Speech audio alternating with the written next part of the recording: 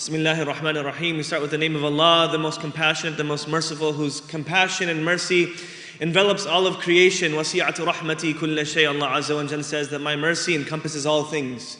And He is with the believers, وَكَانَ بِالْمُؤْمِنِينَ رَحِيمًا, that His particular mercy is particularly safe for the believers. And amongst that mercy that He has given us, Allah Azza wa Jalla has given us, is that He has reminded us where we come from and where we're going. When He says, Allah Azza wa Jalla says, "Inna lillahi wa inna ilayhi raji'un," that surely from Allah we come, and to Him we are returning. Raji'un, al-an, right now we are returning to Him. The current moment that we're in is the return to Him, Allah Azza wa Jalla, to Him. That it's not the last gasps before our soul is taken, that's the final return. That every moment is a return. And we repeat this a minimum of 17 times a day in our prayer. We say, "Ihdina as-sirata al-mustaqim." We recognize the journey that we're on. Ya Allah, keep us on the straight path. The path has an end. That this path ends with Him, Allah, it ends with Him Azza wa Jal. And that anything that distracts us on that path is a distraction from our objective. Anything that comes in our lives, whether it be something that we take as a positive or a negative, if it is something that brings us closer to Allah and it's within the bounds of what pleases Allah Azza wa Jal, then that is part of our path to Him.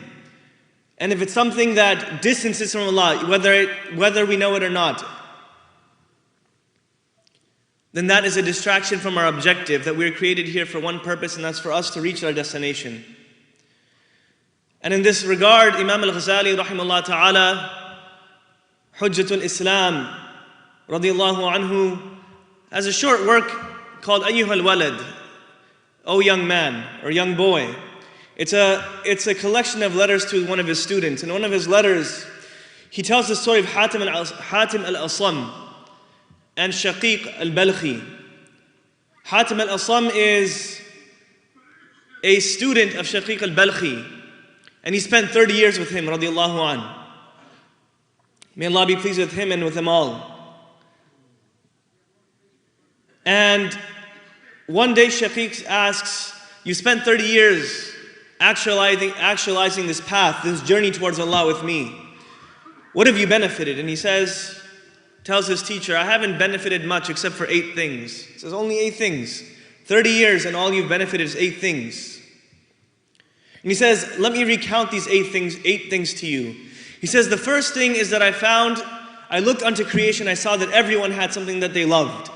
Everyone had a child, or everyone had a parent, or everyone had a spouse, everyone had a car, or everyone had whatever it may be. Everyone had something that they loved, something that they held dear to them, that their heart's occupation was that. And I realized that those things that they love eventually is going to depart with them. That some of them will be there with you till your graduation from college, and some of them may be with you until you're put in a senior citizen home. Some of them, your children might forget you. These things might leave you. These things that are so beloved to us, they might leave us." And he's saying that I found all of this was beloved to people, but the furthest they might go is at the lip of the grave. That's where they would accompany us, maybe to the lip of the grave. Then I thought, what is it that enters with me into my grave? That I should take it as a beloved, so that I find intimacy with that. That I find that to be my comfort. And he says, I found it to be righteous deeds. Everything else is eventually going to leave us. But a'mal as-salihah, righteous deeds, that is going to enter into the grave with us. If we love Allah and His Messenger ﷺ, that is our company in the grave. When everything else leaves us. Wallahu ma'akum aynama kuntum. Allah is with you wherever you are. Those righteous deeds that we did, those righteous deeds that we might have been distracted from, if we take that as a beloved, it'll accompany us into the graves. And the second benefit that Hatim says, Rahimahullah ta'ala, he says that I looked and I saw everyone was following their whims and desires. They did what they wanted to do. We do that with our worship sometimes. Sometimes we find days where we want to pray our sunnah, so we pray them. We find days where we don't want to pray them, so we say it's fine. It's just a sunnah, as if the sunnah is, as if anything other than the sunnah will help us arrive at Allah Azza wa Jal. It's just a sunnah. But we find, he said, I looked onto creation, I saw they all followed their whims and desires. And then he said, I looked into the speech of Allah and I knew that it was true. We believe in the speech of Allah Azza wa Jal. We know that it's true. And then he says, I looked onto his words. Allah Azza wa Jal says, وَأَمَّا مَنْ خَافَ مَقَامَ رَبِّهِ وَنَهَى النَّفْسَ عَنِ الْهَوَى.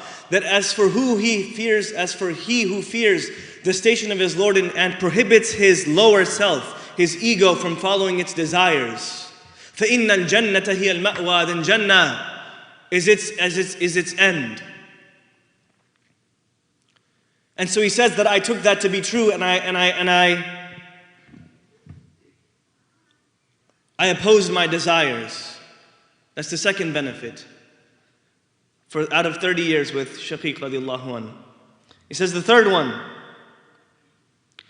I saw that everyone strives, everyone exerts their efforts to gather the dunya. Whether it be our ranks amongst people, whether it be the jobs that we have, or the cars that we buy, or the families that we have, or the people that we support, the money that we give, the money that we could give, the giving itself could be dunya if it's for other than Allah. The studying that we do, if it's for other than Allah, it's dunya. He says, I looked onto creation and I saw that they were gathering dunya. And then I pondered about the words of Allah, مَا عِنْدَكُمْ يَنْفَذُ وَمَا عِنْدَ اللَّهِ بَاقٍ. That whatever is with you is going to go one day. It's ephemeral, it's leaving. But what's with Allah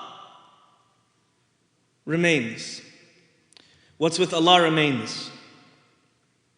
So he says, anything I did in the dunya, I did it for Allah Azza wa Jal, so that it remains, that it's not going to depart me one day. Then he says the fourth benefit from his time as Shaqiq radiallahu anhu. He says that I looked onto creation, I saw that people assumed that their honor comes from the wealth that they gather, the wealth that they spend, that the rank that they arrive at with people, that the honor that they have is from taking money from people or giving money to people, whatever it is, that it's in these things that are in the hands. And whatever sort of honor that you might have had, he says, I saw that people misplaced the source of honor. And he says, I looked onto the words of Allah. He said, إِنَّ أَكْرَمَكُمْ عِنْدَ اللَّهِ أَتْقَاكُمْ. That the most honorable of you are those who have taqwa of Allah, that have God-wariness, that keep Allah Azza wa Jal at the forefront before any step that they take. That the people of taqwa, they think, is that step pleasing to Allah Azza wa Jal or not? Is this what Allah wants from me in that moment or not? So he says, I found that honor was in that. And so I took taqwa as my source of honor. Then he says the fifth one, I saw that some people would criticize others, backbite others, slander others, because of some sort of jealousy that they had. Right? Our relationship with Allah is not just vertical, it's horizontal as well. If we don't have the proper relation with those around us, if we don't fulfill the rights of those around us, but we're concentrating on our prayers and our fasting and our memorizing Quran and making our dhikr, we haven't achieved what Allah Azza wa Jalla is asking for. That those we can't do without. We can't do without our prayers and our fast. That's a fard. We have to do those. But the social interactions that we also have responsibilities that Allah expects of us. And he says that I looked and saw that this is how people treated each other, because of some sort of jealousy that they had. So he said, I pondered the words of Allah, نَحْنُ قَسَمْنَا بَيْنَهُمْ مَعِيشَتَهُمْ فِي الْحَيَاةِ الدُّنْيَا. That whatever they had in this lowly world, that Allah Azza wa Jalla has already divided up. I didn't need to be concerned with that person had, and what car that person had, and what home that person had, and what education that person had, and what am I going to do to become better than him, or she is going to do to become better than me. He says, I understood that this is already pre-eternally decreed. And so he said, I left it. It didn't worry me anymore. The sixth benefit. He said that I saw that people had enmity towards each other. People found reasons to hate on each other. People found reasons to dislike the other. And then I remembered his speech, Azza wa Jal, when he says, إِنَّ الشَّيْطَانَ لَكُمْ عَدُوًا فَاتَّخِذُوهُ عَدُوًا. That all of us are invited to the banquet of Jannah. Allah invited all of us. This is a team effort. Our life here is a team effort. That we have each other nas. One of the roots of nas is uns, that which you find, the one that you find sociability with, the one that you find comfort in. That's what other people are for us. That they are partners for us to reach Allah Azza wa Jalla. For all of us, inshallah, to enter Jannah. That there is no reason for us to take the other as an enemy. He says, I looked and I saw that Allah Azza wa Jalla said that shaitan for you is an enemy, so take him as an enemy. So he said, I took him as an enemy.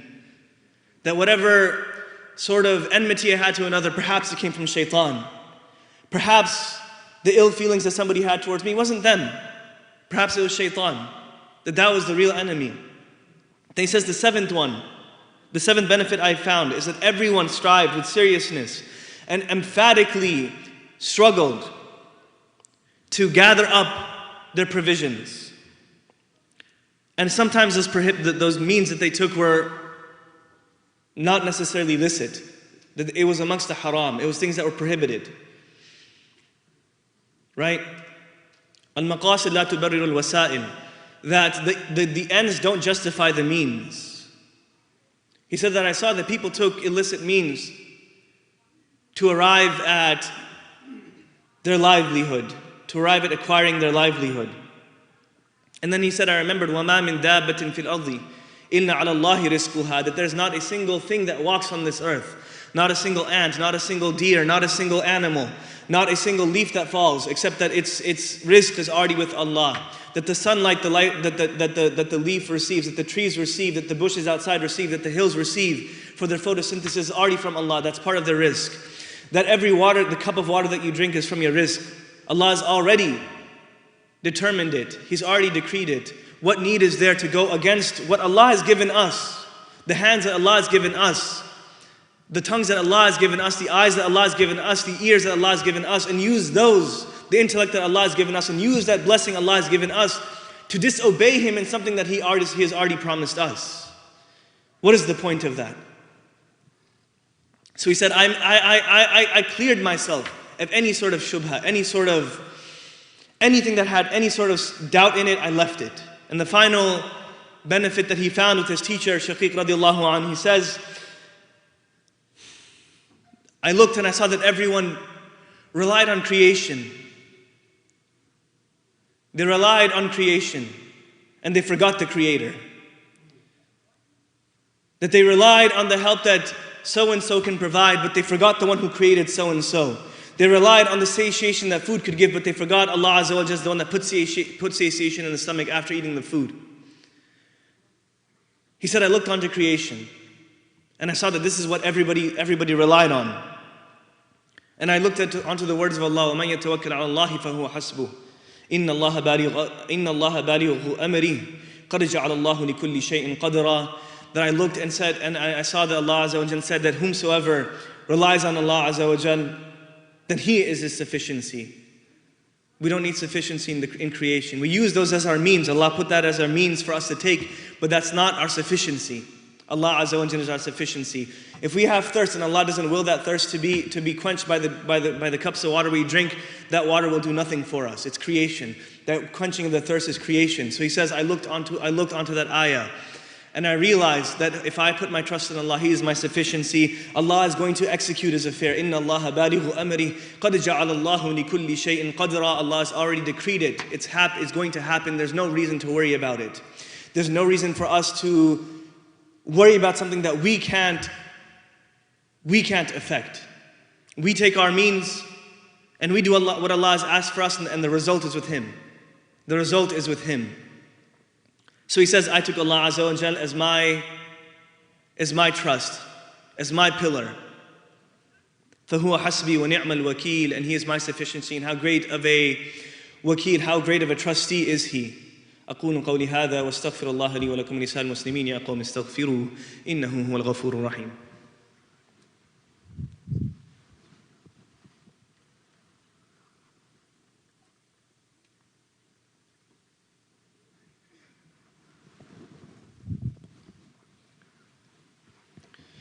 بسم الله والحمد لله والصلاة والسلام على رسول الله وعلى آله وصحبه ومن والاه. If we were not to even hear those points that Hatim Al-Assam made to his teacher Shaqiq Al Balkhi, that summation of the path, if we were to actualize the fact that we are on a journey to Allah and one day we are going to pass, and that should be good news for us, that we're going to pass one day, that we're not going to see. If we were to live forever, how many of our loved ones would we bury? How much struggle would we have to go through? How often would we have to take the means to satiate ourselves instead of satiation in Jannah? How often we would suffer a lot if we were to remain here. And the fact that our end is not with anything except Allah Azza wa Jalla should be a sort of source of comfort for us when we remember that we're going to pass, because Allah is Ar-Rahman Ar-Rahim. So we ask Allah for His mercy, when we ask Allah for His compassion, we ask Allah that He makes us people of taqwa. We ask Allah that He makes us people akram an-nas, people of taqwa. He makes us the most noble of people. We ask Allah that He gives us izz, that He gives us honor and majesty through what pleases Him. And we ask Allah that He does not give us debasement through with that which displeases Him. We ask Allah that He gives us nobility in this dunya and in the akhirah.